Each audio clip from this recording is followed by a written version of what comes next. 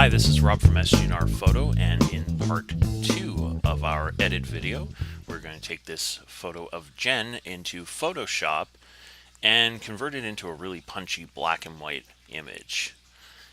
Now, in part 1, we brought the camera raw file directly into Adobe Lightroom, which is where I am now, and we used the tools within Lightroom to come up with a really nice color edit of this image, which I'm just making a little bigger so it's easier to see on screen.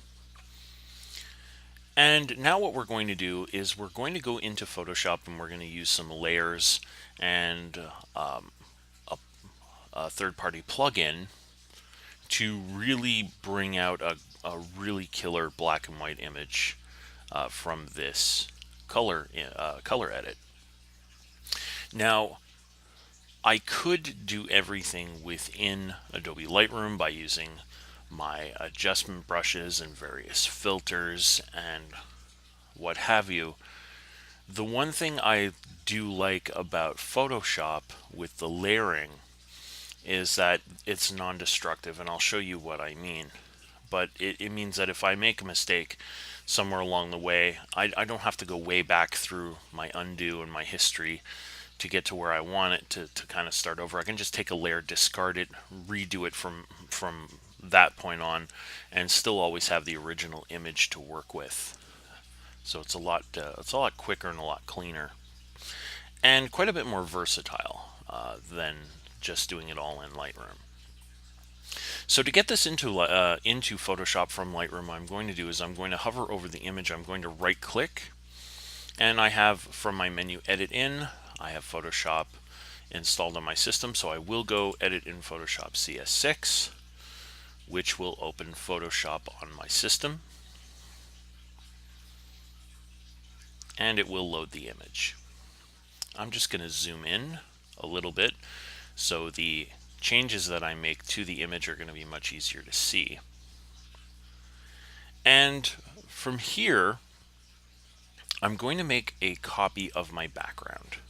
Now this is my background layer, and you can think of it almost like, transparent slides that you can kind of layer one on top of the other to blend to create your final image. This is the background layer and it's locked down. I'm going to make a duplicate layer, so that way any changes that are made from now on only affect the layer that's on top, and it doesn't affect the original image. They're both here. Right now one is covering the other. So let's say, for example, that I turn this top layer into a black and white, and I decide, well, I don't want it completely black and white. You can work with your opacity. You can desaturate slowly just by upping how either how much or how little of the layer that you want to see. But we're going to undo that right now, and we're going to delete that black and white layer because for now we don't want it. What I am going to do with this background layer is I'm going to apply a filter. And the filter is going to be from the Nik collection, which is a collection of filters that I use or have been using rather extensively as jumping off points for my images. I'm going to open this up in Silver Efex Pro, which is a plugin specifically designed to convert images into black and white or various styles of black and white. And this is, the first one you get is the default or neutral preset. The one that I'm going to use is the high structure preset, and you really don't need to know what these presets are called. You don't have to memorize this. You can always just click on random presets and see what they do. We have high key, which boosts the brightness of everything. We can go with full dynamic range, which kind of boosts up the shadows and brings down the highlights. But I'm just going to go with this one. And what that does is it brings out, in a subtle way, brings out the background. So there's more separation between the hat that Jen is wearing and the background. There's a little bit more separation between her arm and the background. There's a subtle separation that comes out between her skirt and the background, which is what I'm looking for. Now, I could do all of this again in Lightroom with various adjustment brushes and what have you, but it takes a lot longer. I have to be very, very careful. And of course, if I make a mistake, or if I find somewhere along the way that I've kind of gone off track, I have to go way, way back to undo all my changes. Whereas with this, I click on my plugin, the plugin does its magic, and it takes a couple of moments while it does all the processing.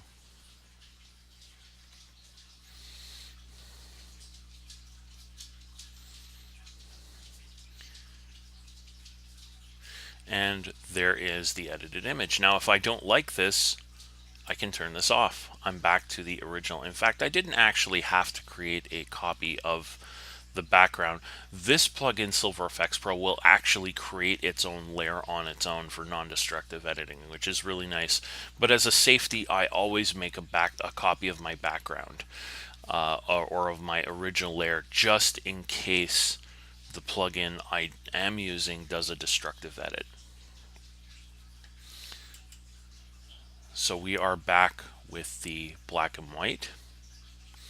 Now this is close, it's a very, very nice image, but it's not exactly what I want.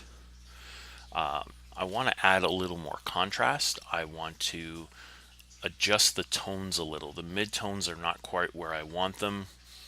The blacks are not quite as dark as I want, and the whites are a little dull. So what I'm going to do, I'm going to add a gradient, a color gradient, and it's going to go from black to white. So I'm going to add this. Now, of course, it's going from white to black.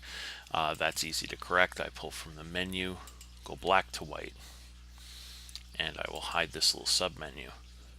So now you can see when I turn this on or off. So if I turn this off, and I turn this back on, the darks are a little darker, the whites are a little brighter. There's more contrast, which isn't bad, but now I've lost some of that separation that I had before. So I'm going to bring that back by adjusting the midtones, and I'm going to use a levels adjustment layer. And what this does is it lets me move these sliders around. I can decide how do I want the blacks to be? Where do I want the blacks to fall? Where do I want the whites to fall? And most importantly, where do I want my midtones? I want my midtones to be a little on the lighter side. And I'm just going to adjust this to taste. And normally what you do is you end up sliding it a little too far and then backing away.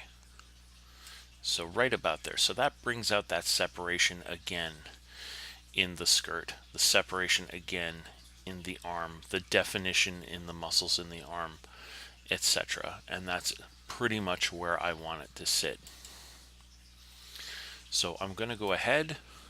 I am going to merge down all the visible layers into one image.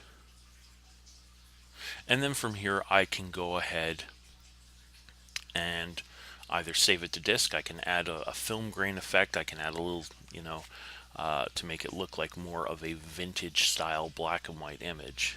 But pretty much this is the finished product. So we've gone ahead from the original color image, which we have here in Lightroom, and we finished it off as a black and white in Photoshop using layers.